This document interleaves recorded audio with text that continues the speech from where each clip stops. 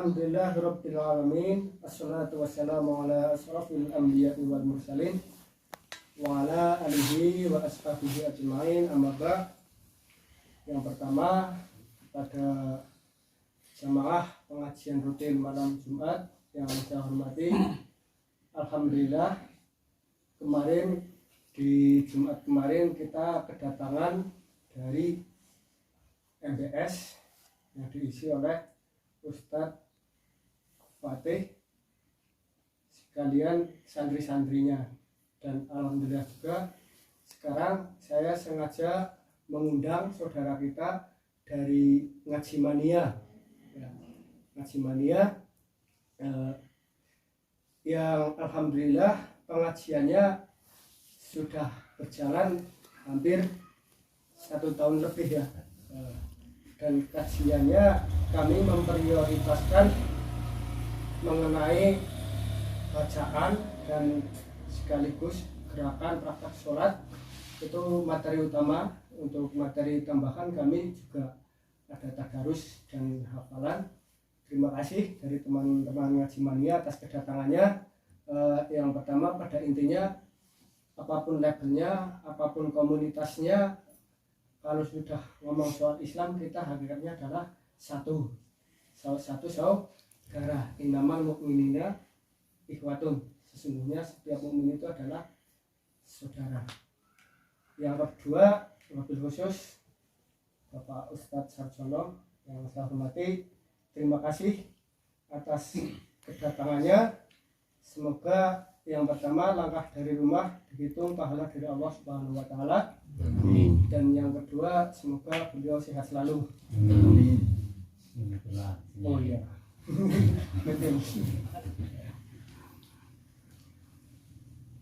Selanjutnya, sholawat serta salam semoga tetap tercurah kepada uswah kita Nabi Muhammad SAW serta para keluarga, sahabat dan orang-orang yang mengikutinya. Semoga kita termasuk orang-orang yang nantinya akan mendapat syafaatnya di dunia wal akhirah. Amin. Jamaah rahimahullah, untuk acara hari ini insya Allah nanti sebelum tausiah kita taksim dulu yang insya Allah akan dibimbing oleh Bapak Ustadz Miskum. Tapi sebelumnya kami atas nama keluarga mohon maaf, mungkin tempat sedikit overload ya, jadi madang panas ya, nanti misalnya anak orang kuat yang menambilkan tangan kuat.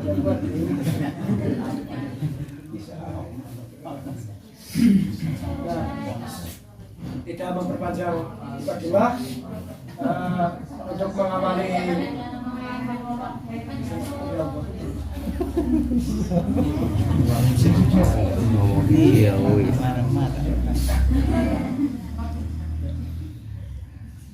selanjutnya, untuk mengawali pengajian malam hari ini, kita buka dulu dengan membaca surat Al-Fatihah bersama-sama. A'udzu billahi minasy syaithanir rajim. Bismillahirrahmanirrahim.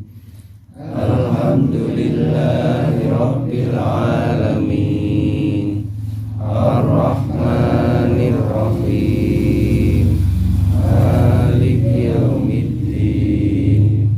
Iyyaka na'budu wa iyyaka nasta'in. Ihdinas siratal mustaqim. Siratal ladzina an'amta 'alaihim ghairil maghdubi 'alaihim waladdallin. Amin. Terima kasih. Selanjutnya tahsin yang insyaallah akan dipandu oleh Bapak Ustadz Miskum. Monggo.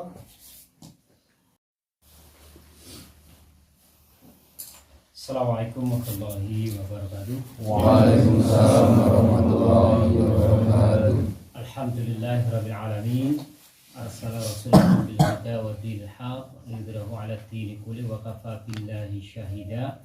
Asyhadu an la ilaha illallah wahdahu la syarika lah wa asyhadu anna Muhammadan abduhu wa rasuluh.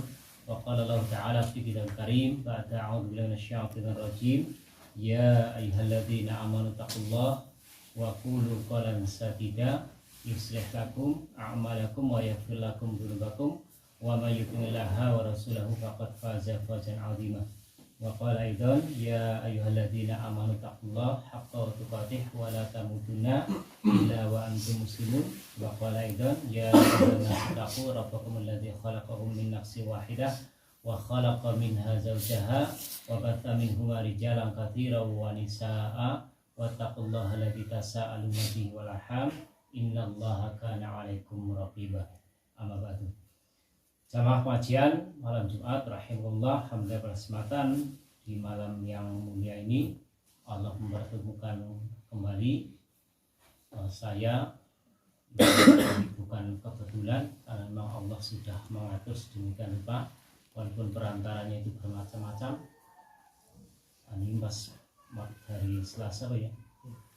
Nah, jadi bukan kebetulan ya, memang Allah sudah mengatur, walaupun tak rasa ya sebuah kebetulan saja. Pas hari Selasa saya mau ke Bali Bening, iseng-iseng nyong duwe barang tak ya karo Mas Hadin pinyok sapi mau untuk korban. Untuk bukan balas apa-apa, ternyata langsung ngobelnya apa? Kondisi pengajian malam Jumat gitu ya. Jadi itu bukan suatu kebetulan, tapi memang Allah sudah mengatur sedemikian rupa. Nah, sehingga mudah-mudahan memang Allah mengatur kita semuanya dalam kebaikan, dan mudah-mudahan Allah senantiasa merahmati, memberi keberkahan kita semua sampai di akhir hayat kelak. Salam kita aturkan menanti supaya uswah dan kita itu bagi Nabi Muhammad sallallahu alaihi wasallam. Jazakallah pada malam ini saya akan melanjutkan materi yang dulu atau mengulas kembali atau diganti dengan materi yang lain. Tinggal milih pompongnya gelam, suara gelam, suara kasalan. Materi yang lalu, materinya apa aja ngomong? Apa materi yang kemasannya sama ya? Rumahnya Pak Ridwan. Materinya apa? Obat. Ya, kalau memang apa ya? Kalian memang lebih canggih daripada Imam Syafi'i. Imam Syafi'i itu ketika belajar dengan Imam Malik itu beliau hanya membawa urat-uratnya itu tidak menggunakan pulpen atau apa ya, tapi kayak apa base yang bisa nemplek ngeblak nanggun papan itu untuk alat, dan juga kadang ditulis di tangan ya, ketika disampaikan oleh syekhnya ditulis, kemudian setelah itu dihapus, dihapus lagi, sehingga Imam Malik itu seperti di DC ya, mau diulang di kain dolanan oleh bisa ngobrol.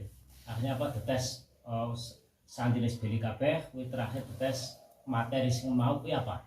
Ternyata dengan lihainya dari A sampai Z semuanya tatas, apa yang disampaikan semuanya pas. Itu Imam Syafi'i. Dan kamu jauh lebih canggih, tidak menulis, hanya cukup mendengar, memperhatikan, bisa langsung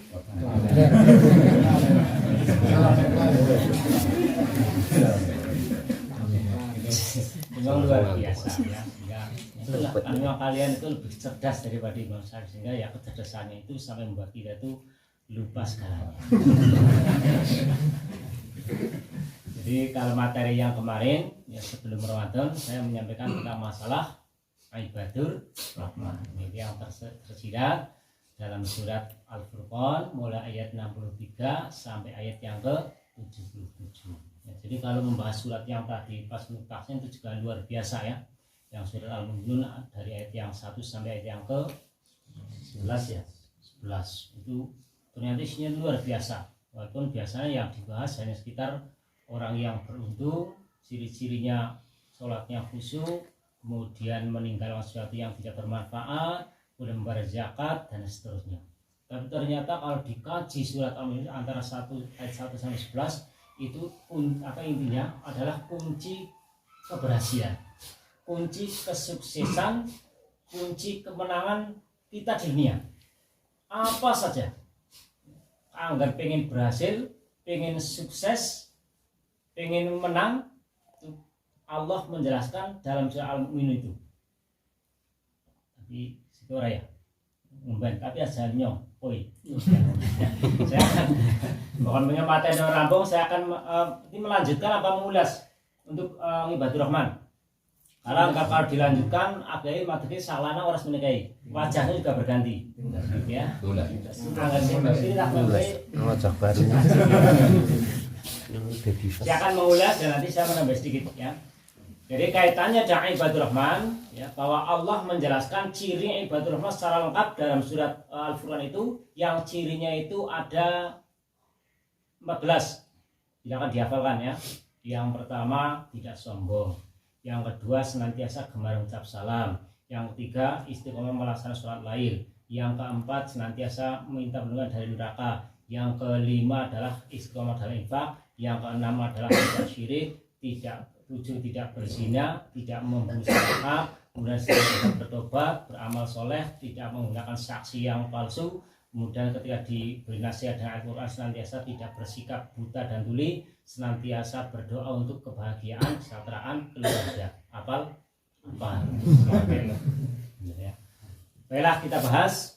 Pak ingat bahwa ibadur rahman ini, ya, ini adalah cenderungnya pembahasan tentang tazkiyatun nafas. Apa itu tazkiyatun nafas? Apa? Tazkiyatun nafas apa? Buatan kertas. Tazkiyatun nafas adalah tazkiyah itu adalah pembersihan. Kan cokan kerungu zakat apa? Bersih. Nafas apa? Jiwa. Jadi tazkiyatun nafas adalah pembersihan jiwa. Jadi siapa saja, ya, atau kita kalau sudah termasuk dalam kategori ibadur rahman, itu pasti jiwa kita memang jiwa yang bersih. Dan ketika kita sudah sempurna menjadi ibadur rahman, maka yang akan kita dapatkan adalah sakinatun nafas. Apa?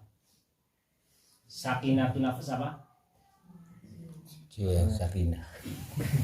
Iya betul, ya. Sakinah apa?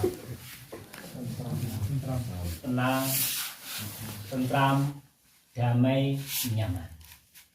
Ya, jadi kalau kita itu sudah memiliki jiwa ibadur rahman, maka yang akan kita dapatkan adalah sakinatun nafas, ketenangan jiwa. Itu pasti. Itu pasti. Ya, malah kita mencoba mengulas kembali. Ya. Kemarin saya sudah menyampaikan sudah sampai nomor 5. Ya. Walaupun sekelalan kata ya apa-apa, ya. Baiklah, ya. Ayat yang ke-63-nya Allah menyampaikan wa ibadur rahmanil ladzina yamshuna 'alal ardi haunan wa idza khatabahumul jahiluna qalu salama. Jadi sehingga Al-Qur'an sedang dibuka, ya. Dibuka Al-Qur'an ini. Ini maupun buat Al-Qur'an sudah, ya. Jadi maksudnya apa? Supaya kita belajarnya itu orang nulis ya paling orang gelem maca. Ini orang gelem maca. Wis maca apa nulis ora gelem, maca ora gelem. Kalau milih aku nak karo ngantuk, wis marang bodoh betul. Ketemu bro? Surat Furqan mulai 63. Surat 25. Surat yang ke-25. Halamannya 300 berapa lah paling? 300 sekian lah.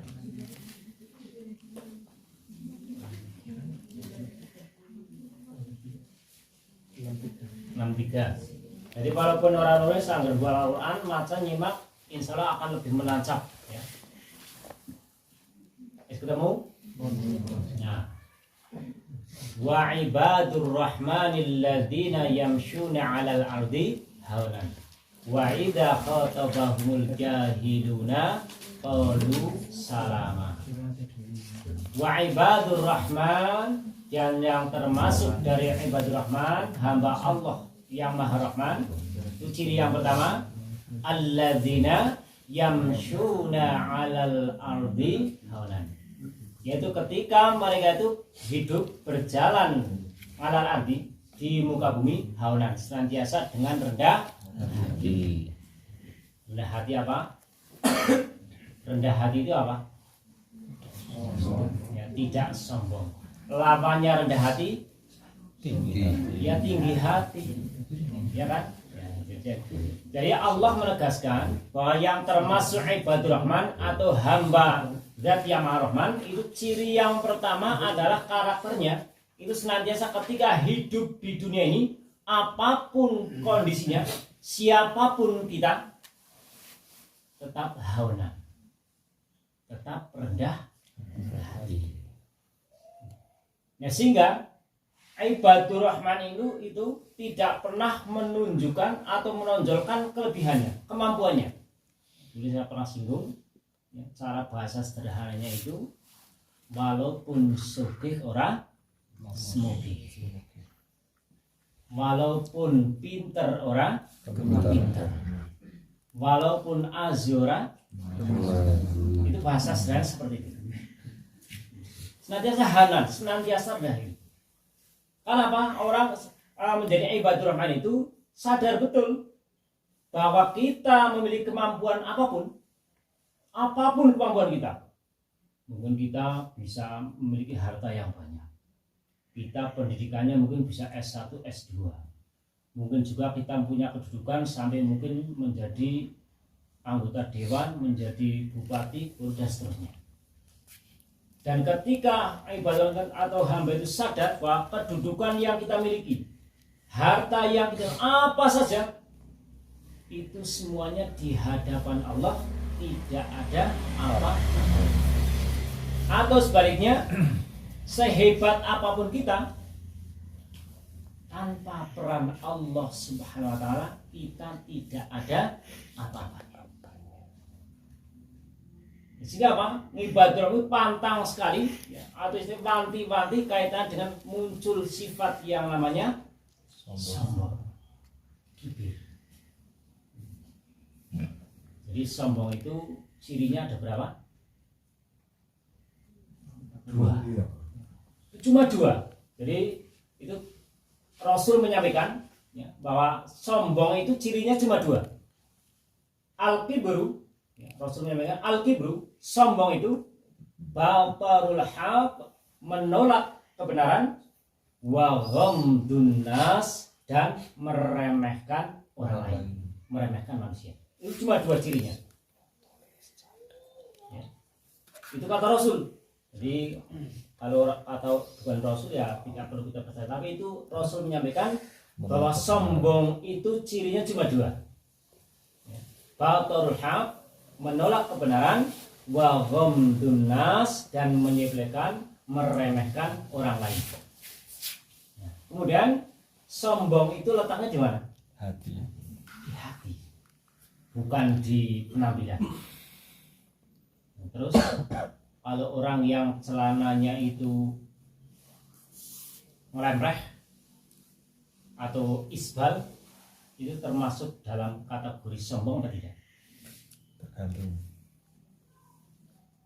Halo? Tergantung.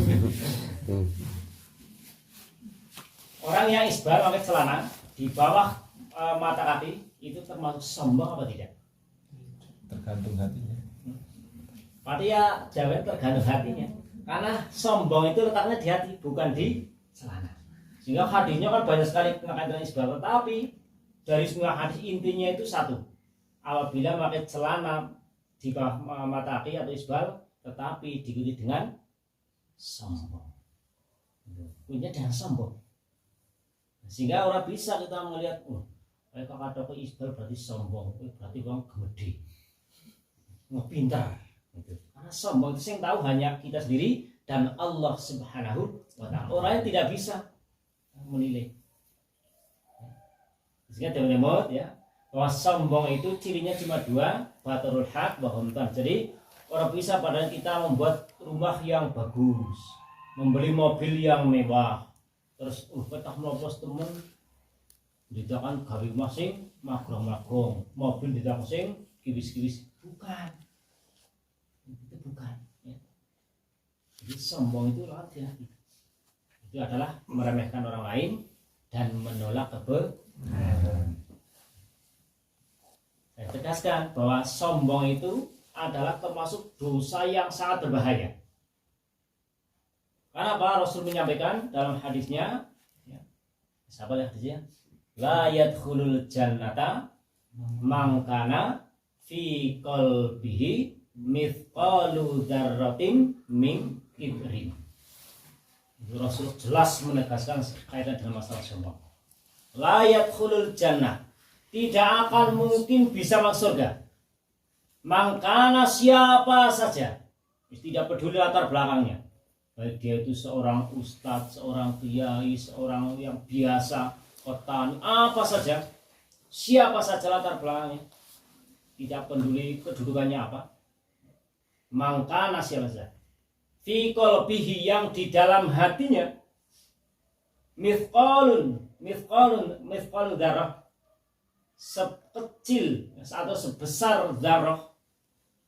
Dzarrah itu sesuatu yang sangat kecil, ya. Anggap bahasa lidah biasanya misalkan dengan biji sawi, tapi lebih dari itu, ya, itu mungkin seperti atom dan sejenisnya.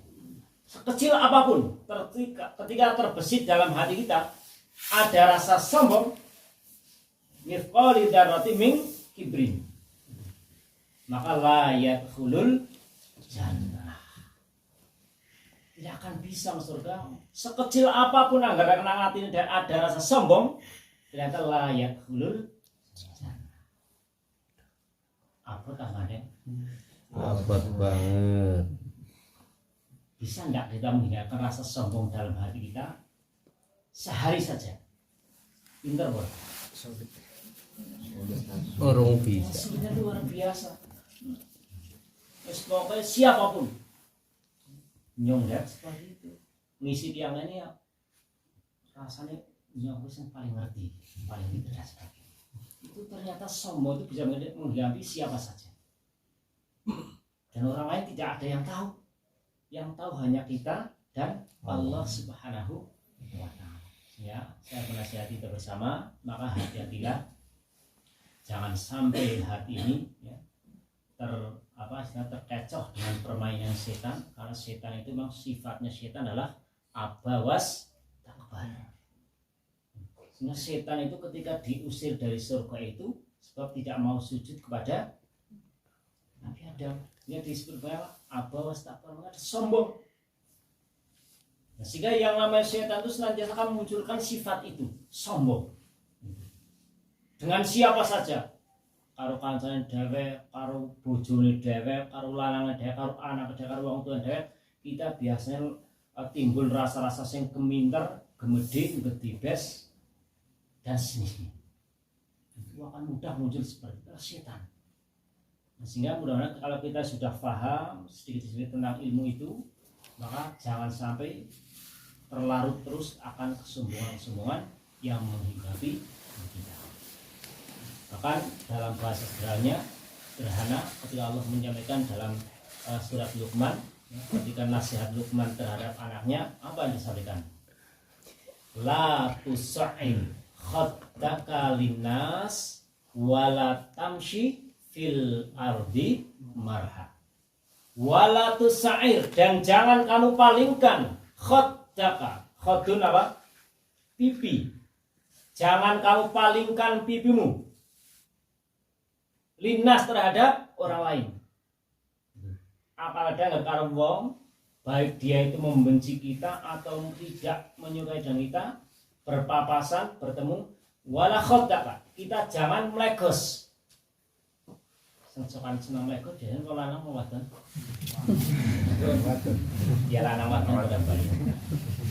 Dengan manusia, itu adalah sebagai wujud rasa sombong yang disalurkan ke dalam muka kita. Wala khaddaka, jangan palingkan pipimu terhadap orang lain. Wala tamshi fil ardi marha, dan jangan kamu berjalan di muka bumi ini marha dengan angkuh, sombong, gedibes, gedikit, gedek dan sejenisnya. Ya, itulah. Tapi itu memang sifat ibadur rahman itu senantiasa seperti itu. Senantiasa haunan, rendah. Yang pertama ada nemplok kurung menjadi ciri ibadur rahman yang pertama. senantiasa andap asal panen apa nandur lombok berarti dari lombok Jawa orang jadi orang larang. Wah terus pas orang larang apa mulane obat-obate iki kayak nyong bocorane iki kayak nyong dan sebagainya itu akan mudah muncul seperti itu. Maka berhati yang pertama ya begitu tidak yang kedua ya wa idza khatabahumul jahiluna qalu salama. Ya lebih angel banget. Wa idza khatabahumul jahiluna, ketika orang jahil itu bertanya kepada kita dengan nada yang seperti mengejek. Akhirnya sudah saya contohkan sederhana ya. Seandainya kita diberi tugas ya, menjadi mungkin ketua panitia pembangunan apa sih gampang ini? Talut guys, gampang ya. Menjadi panitia pembangunan talut. Kita sudah diberikan juknisnya. Seperti ini, anggarannya seperti ini. Terus kita laksanakan sesuai dengan juknis. Petunjuknya dijalankan sesuai pas, anggarannya sesuai, kebutuhannya sesuai, sempurna rampung. Tiba-tiba ada orang song teka, udu panitia, udu warga, ya orang milu iuran, terus tiba takon, ketua panitianya siapa sih sebagai panitia? Garapan kiang ini sih siapa sih marai? Kili dong yang ini salah. Harus peraturan seperti ini. Kira-kira harus mau beriman. Udu panitia, udu warga, ya ora iuran, orang milik kuburan. Terus marah-marah nacat, segelem-gelem. Harus mau beriman saja. Tempeli. Agar bahasanya bang menyerang paling-paling garis besar. Dapurmu siapa? Ya kan? Harus seperti itu. Karena apa? Karena kamu semua belum termasuk dalam kategori ngabatur rahmat. Paling ibadah apa? Qalu salam. Justru mengucapkan adalah ucapan salam atau mengucap lafal-lafal yang keluar dari lisannya itu ucapan yang mengandung ketenangan, keselamatan. Pintar bukan? Bisa enggak ketika sudah diberi suatu tugas amanah kita sudah sesuaikan dengan juklak dan juknis sudah sesuai pas. Terus orang jahil, jadi orang jahil itu bukan orang bodoh tapi mereka karena keangkuhan kesemuan. Sudah menemui kita dengan bahasa yang kasar, mengejek, menghina dan sebagainya. Tapi yang keluar itu justru apa? Bahasa yang menenangkan hati. Mungkin enggak cara bahasa mungkin enggak. Ya kedai pripun. Kan orang ngelarang hati padahal. Model desi kalau ngomong terus ya kedai pripun. Pinter bola. Ngain mati nggih. Tapi itulah ibadah rahman seperti itu. Abad. Andai kan ada ya. Hingga ada anak wong sing yang ngono itu memberan wong ki yang apa? Nah, Ya, sing ngomong apa? Anu bang model dia apa tergaris maut bisa seperti itu. Kira-kira kondisi bang itu bang banget apa nih? buat sabar. Sing semaur maksudnya. Buat sabar. Ya benar ngomong apinya segara. Tapi itulah mau tazkiyatun nafs, ya, pembersihan jiwa. Dan yang didapatkan apa? Sakinatun nafs, ketenangan jiwa. Ya kan? Orang emosi, orang jengkel, keprimen caranya ketika jawab, wong kowe ora tersinggung, ora jengkel. Itu apa dilakukan? Nah, jawab loh. Tangane malah ngedek, lambene ndredeg, matane abang, begitu ngucap idune gitu kan? Betul apa? Yang kedua. Yang ketiga, ya, kesulitan orang rampung. walladzina yabituna lirabbihim sujadaw wa qiyama.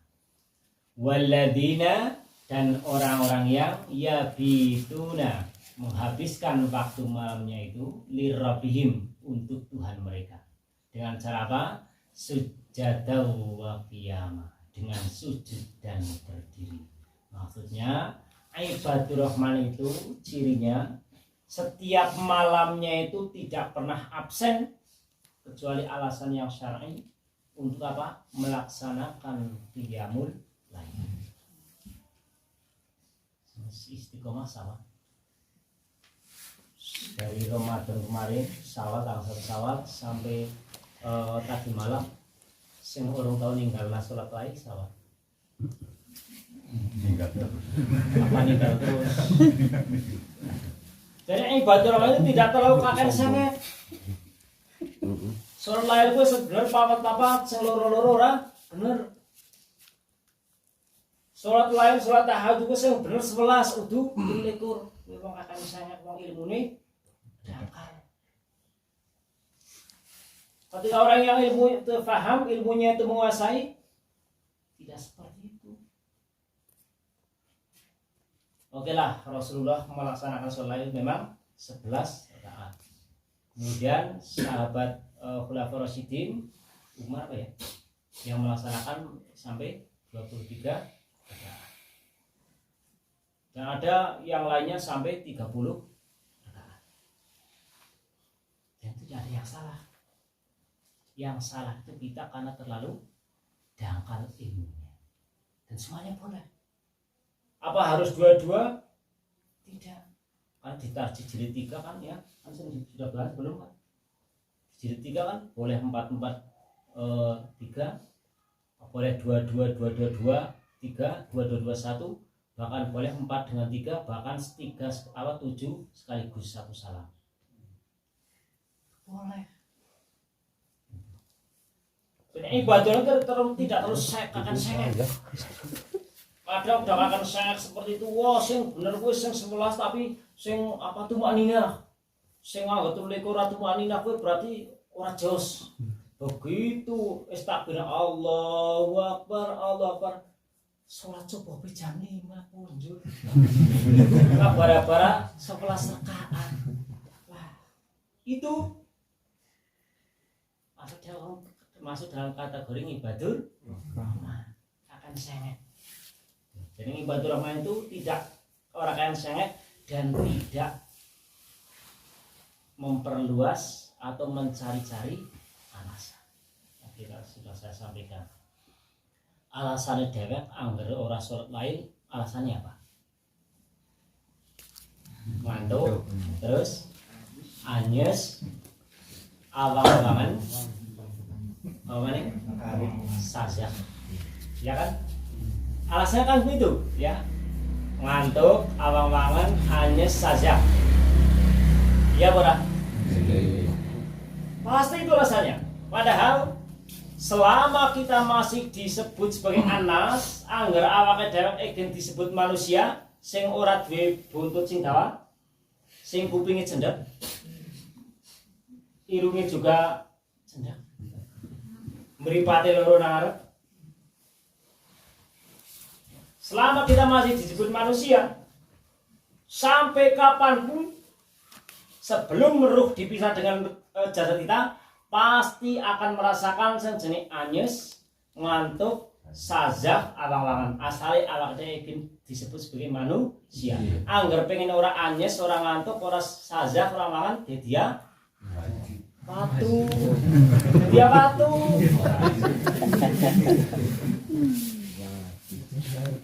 Paham kan? Jadi itu bukan alasan. Pengen ora sajah kan aja di wong. Pengen orang ngantuk aja jadi wong, angger dadi wong yang ngantuk ya sajak ya arif ya mangan. Itu pasti. Ibadah rahman tidak ada alasan. Karena walladzina yabituna lirabbihim sujadan wa qiyama. Ora kakean merasa capek dan sebagainya, kuatir 2 rakaat ya 2, kuatir 1 rakaat ya 1 rakaat. Bisa mencapai 11 rakaat juga bagus. Bisa mencapai 21 rakaat juga oke. Kadang sengit. Kadang kan bener 11 Muhammadiyah miluna Muhammad. Begitu 10.3 yang terakhir mulai dari iktikaf. Kan iktikaf kan setelah sholat tarawih kan sudah 11 rakaat. Begitu iktikaf malam-malam tambah yang rakaat, berapa rakaat sampai 8 ada sampai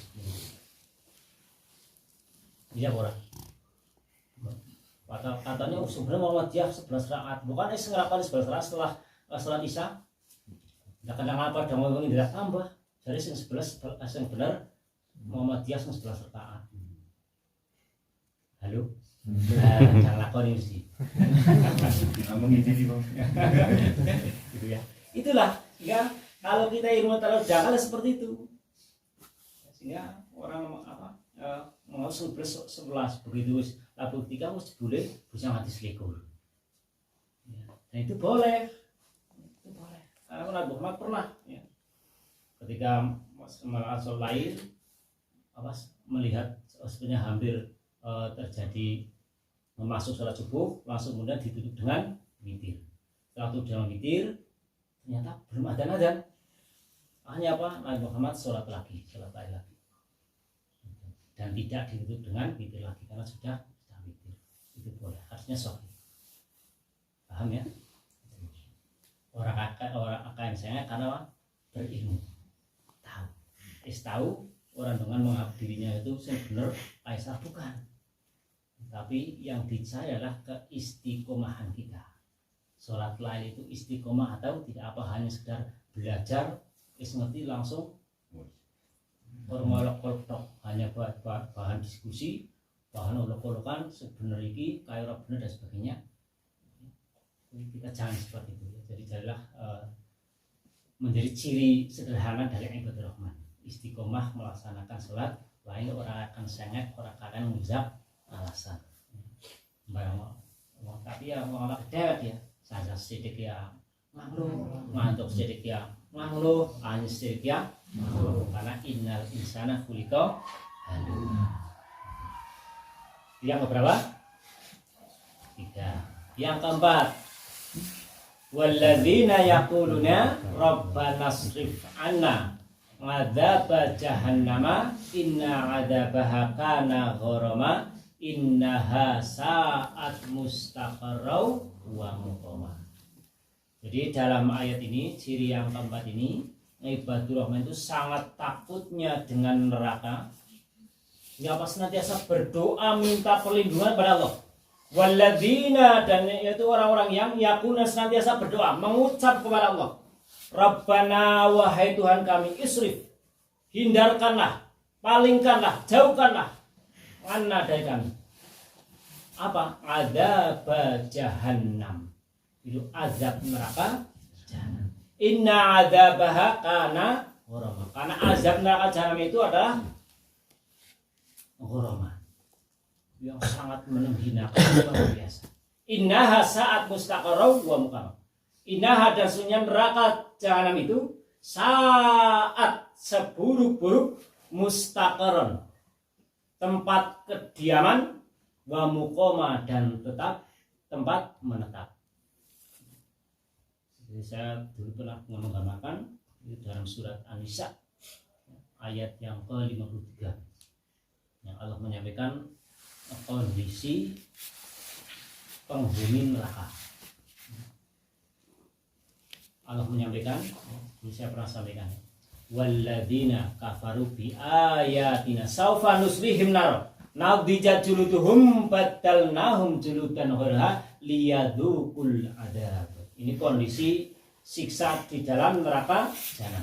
Walladzina, dan adapun orang-orang yang kafaru, yang ingkar, menolak, kafir bi ayatina, terhadap ayat-ayat kami, saufa nuslihim nar, kelak mereka akan dimasukkan ke dalam neraka. Perhatikan kondisi neraka. Naudijat juluduhum, naudijat, setiap kali kulit mereka terkelupas, Juludum, kulit mereka terkelupas, terbakar, melepuh. Badalnahum juludan. Badalnahum juludan liyadzukul adab. Setiap kali kulit mereka terbakar, kemudian melepuh, mengelupas, diganti dengan kulit yang baru. Kulit yang baru itu akan terbakar lagi, melepuh lagi, terkelupas lagi, terus menerus akan mengalami seperti itu. Supaya apa? Liyadzukul adab. Supaya mereka merasakan dahsyatnya neraka jahanam. Jadi kalau bicara masalah neraka jahanam itu memang mengerikan sekali ya. Dulu saya pernah menyinggung dalam surah Al-Humazah belum? Di dalam surah Al-Humazah, perhatikan ya. Dari surat Humazah ini Ibnu Abbas menafsirkan ayat yang terakhir itu sangat dahsyat luar biasa. Perhatikan ya. Dalam surah Al-Humazah ini Allah menjelaskan tentang kondisi neraka yang mengerikan sekali. Wailul likulli humazatil lumazah alladzi jama'a malahu wa'adah yahsabu anna malahu akhladah kalla la yumbadana fil qutah wa ma adraka mal khutamah. Tahukah kamu apakah neraka khutamah itu? Narullahil muqaddah, itu api Allah yang dipanaskan. Allati tattali'u 'alal afidah. Allati yang api khutamah itu tattali'u akan membakar 'alal afidah sampai ke hati. Apa? Kita itu bisa bayangkan seperti apa ya?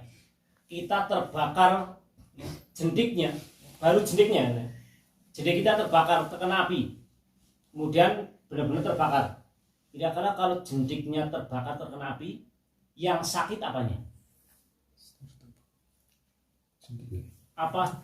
Semuanya. Ya. Matanya ikut merasakan saya enggak? Ikut, soalnya menangis, ikut. Anggar orang andel cical si anggar itu ditorok sper, terus apa bakar ya, melonyok, terus kasih kobar. Bojone anu azimat teng arepe. Iki ndak kena bojone ora senasib. Bisa. Panganan paling enak, paling seneng apa? Durian lah. Tangane kobar wis pokoke luar biasa, dari durian sing regane mungkin sekilo 1,5 juta. Ana ya. Asal enggak akan duit langkah benar. Kira-kira masih bisa menikmati enggak? Tidak bisa. Dan ini neraka khutamah itu apinya membakar sampai ke hati. Berarti panasnya super dahsyat. Perhatikan selanjutnya. Inna, sesungguhnya neraka khutamah itu alaihim, untuk penghuni neraka khutamah itu muqsadah, tertutup rapat. Ibnu Abbas menafsirkan ayat ini, inna alaihim muqsadah, bahwa neraka jahanam itu tertutup rapat. Ibnu Abbas menyampaikan seandainya di dalam neraka itu ada lubang sebesar lubang jarum. Ngerti jarum, Mas? Jarum terdancep nang karpet wis nang jikong panjenengan dancep terus domi jikot maning. Terus dusak bolongane ketemu ora? Katon apa ora? Tidak. Tapi Ibnu Abbas nyampe seandainya di dalam neraka itu ada lubang sebesar lubang jarum, maka sungguh seluruh isi dunia ini akan hancur, kemudian terbakar dan akan meleleh semuanya, tidak akan ada kehidupan. Saking dahsyatnya neraka jahanam itu, seandainya di neraka khutamah itu ada lubang sebesar lubang jarum, maka seluruh isi dunia itu akan terbakar dan meleleh. Kan dahsyatnya semburan neraka khutamah. Coba kalau kita bukan menjadi penghuninya, walaupun amat dibahas dari ayat yang satu mengerikan sekali. Coba ya, iwak sing paling alot sing sudah pernah kita jumpai ketika mau dimasak, iwak apa? Daging ya, daging ya. Daging ya, saya katakan daging ya. Apa sapi, apa azam Jawa, apa azam Hibro. Hibro ya. Anggar masa azam Hibro biasa membutuhkan waktu berapa jam? Hibro. Wong lanang ora tonjang nang. Wong adol sing berpengalaman. Sudah waktu berapa lama? 1 jam. Wong lanang ora mudeng. 4 jam orang matang. 2 jam karena tidak tahu teknik memasak daging hibro. Yang nggak ngerti tekniknya, teorinya ternyata setengah jam matang. Caranya itu setengah jam dibuduk, terus itu pateni maning. Dipateni setengah jam, terus didorong maning setengah jam. Maka insya Allah langsung empuk. Maka seperti ini ya. Terus biasanya agar mas ingin pengen jangan iwak hibro apa daging sapi, main gris amok biasanya jangannya nggak apa? Presto kan? Presto itu ada lubangnya apa enggak? Itu ada lubang hanya untuk apa? Uap kan?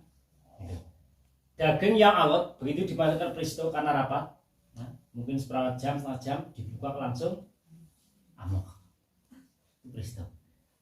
Yang namanya di neraka jahanam, neraka hutama itu, kalau presto itu kan hanya dibakar bawahnya.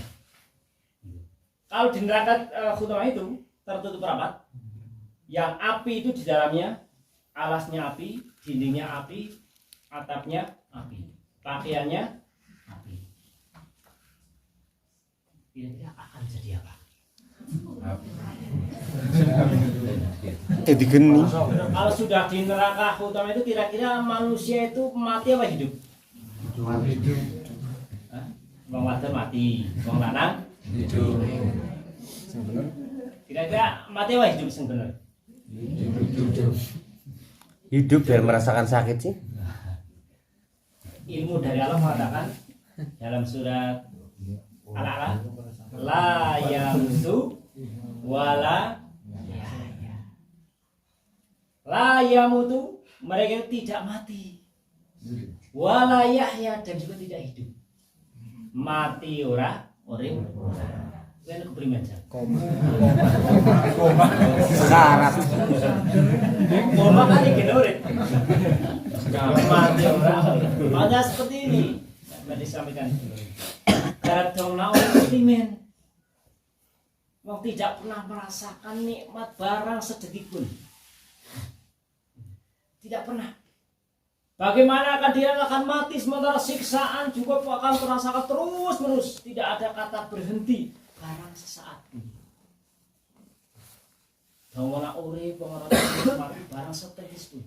Dawana mati lagi ngerasakna sakit terus menerus. Ketika kita haus juga akan diberi minum. Tapi airnya dengan apa? Pertama dengan air nanah yang mendidih. Yang kedua dengan cairan tembaga. Itu minumannya di neraka itu. Ketika lapar juga akan diberi makanan. Makanannya apa? Dari buah zakum. Buah zakum itu seperti apa? Seperti kepala setan yang apabila menyentuh lidah atau menyentuh bibir zakum.